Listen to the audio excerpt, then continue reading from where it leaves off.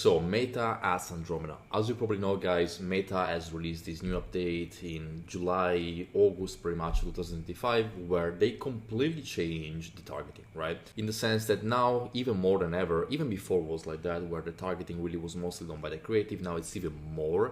And especially what matters now is the creative volume that we're using. And also one thing that has changed for me specifically is that in 90% of the case, I only run one campaign per objective, which means that if I have like a new business that I'm working with, maybe an e-commerce store, then I'm just gonna run one campaign per objective, which is repurchase, right? I'm just gonna run that. I'm not really gonna create like a scaling campaign or a targeting campaign in 90% of the cases.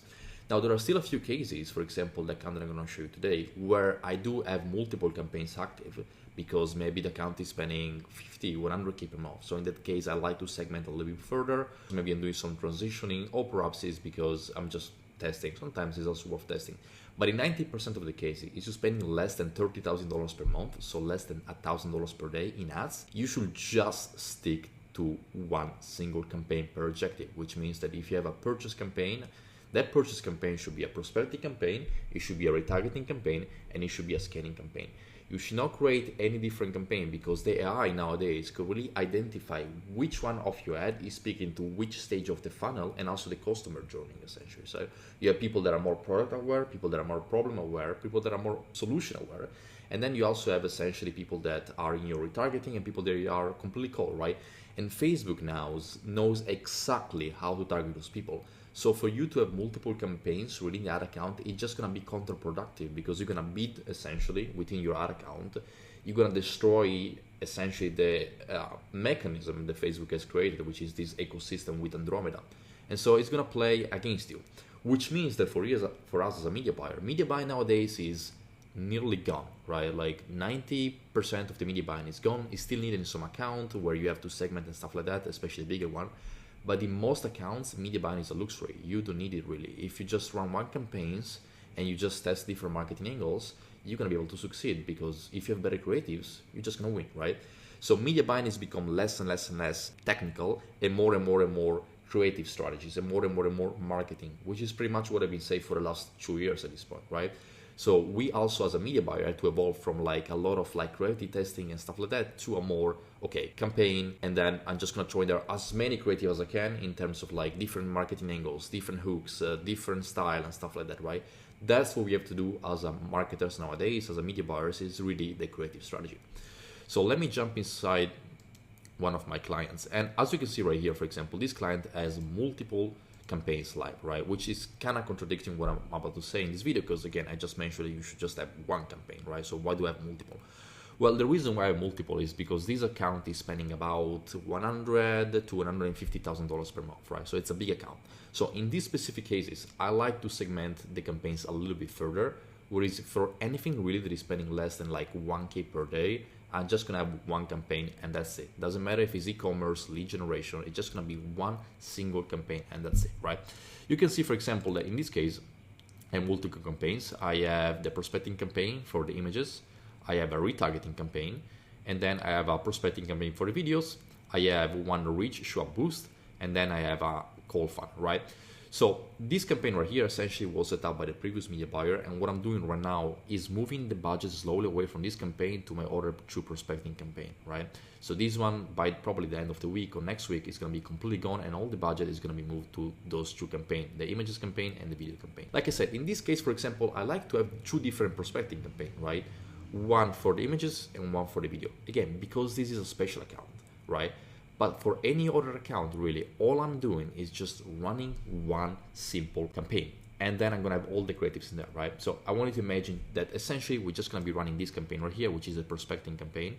And then in this one right here, we're gonna have both video and images, okay? You don't have to worry about separating them unless you're spending hundreds of thousands of dollars like this client right here.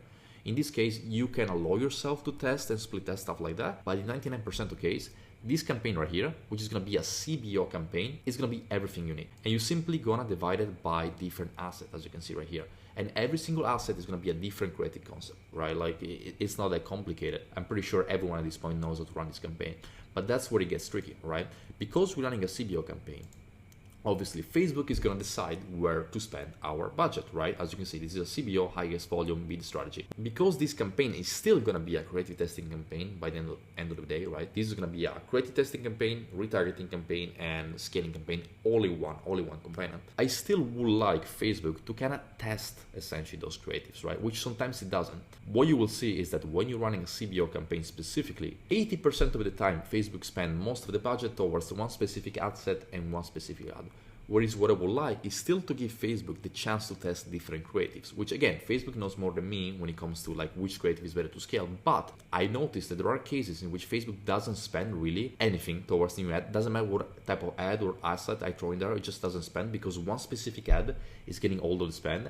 And that also can be because it's getting a lot of engagement, right? So Facebook, obviously, it wants it to get purchase if purchase is what essentially you are optimizing for, or leads, if leads is what you're optimizing for.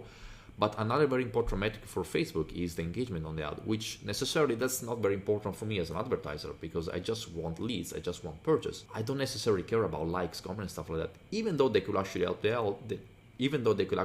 ad, that's not necessarily what I want, right? Therefore, what I decide to use essentially in these assets right here is some minimum spending. So if you go inside the asset level right here where it says budget and schedule, you can see there is a section which is asset spending limit, right? And if I click the edit right here, you can see that I have set it as 3% of my minimum, right?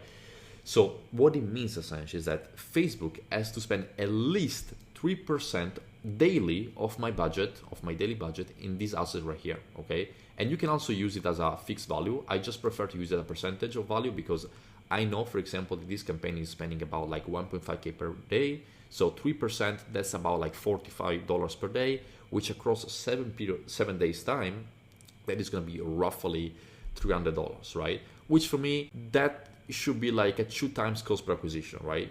150 is my cost per acquisition ideally, 2x is like 300. So in a week time, essentially, I can kind of see, okay, whether this asset is working or not, right? And the reason why I do this is because, again, Facebook perhaps will not have spent a single cent in this ad right here or in this asset right here because, again, maybe there is something else that was getting all the budget. But because now I have the minimum spending, Facebook is going to start spending a little bit towards this ad.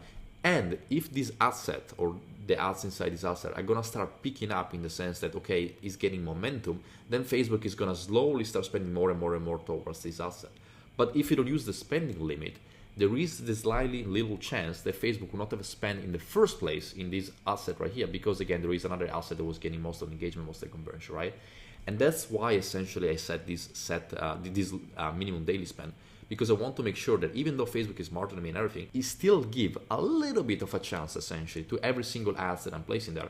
And then again, if in a week time it spend like my 2-3 times target CPA, this asset, and results are simple there, then I just kill it, right? I kill it and I move on. I upload a new asset with some new creatives, new angles, and then I do the same. 3% of my daily budget is going to be spent there, and then I'm just going to see essentially if it's going to beat any of my current performer, right? And the way you scale this campaign is also very simple. Again, you just increase the budget. You increase the budget ideally by 10 to 20% daily. You don't want to do more. I noticed that if you do more, at some point it just breaks everything up. So I'm still a believer that if you want to scale, you should do slowly. If you want to scale quickly, you can try to duplicate the campaign, or you can try to duplicate the campaign and add like a cost cap or a bid cap. That's something that you can ideally do.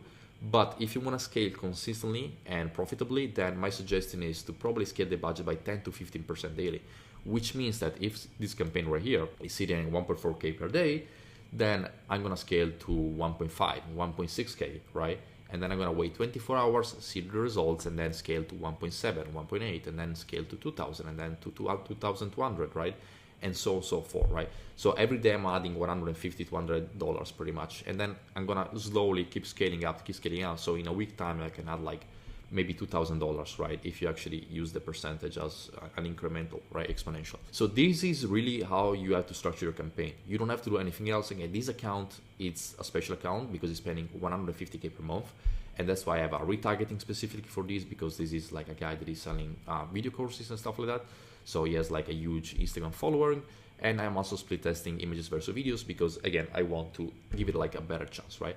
But in 90% of cases, in 90% of the account that I'm managing, I'm just running with one single campaign, all the ads in there, all the assets in there, and just try to make better ads, doing a lot of marketing research, a lot of angles and all that kind of stuff. And that's it. That's all we have to worry about when it comes to Facebook ads nowadays. Again, the media buying is pretty much gone, but that does not mean that we are gone as a media buyer. It just means that we evolve, like everything in life, into something else, into more like creative strategies, right? And that's really where most of your focus should be nowadays. It just should be like in the ads, making better videos, making better image, and that's it, right? That's really it. Alright guys, like I said, obviously down below you have a call if you guys want to essentially become media buyers, or if you already are media buyers and want to scale up. That's pretty much what I do. I help existing media buyers scale to 10-15k per month, or I help new people, pretty much beginners, people that perhaps they tried dropshipping in the past or SMA, become media buyers and then making 5, 10, 15k per month, like I do myself and some of my other students, right? So again, if that's you, link down below, you can book a call. Otherwise, see you guys in the next one.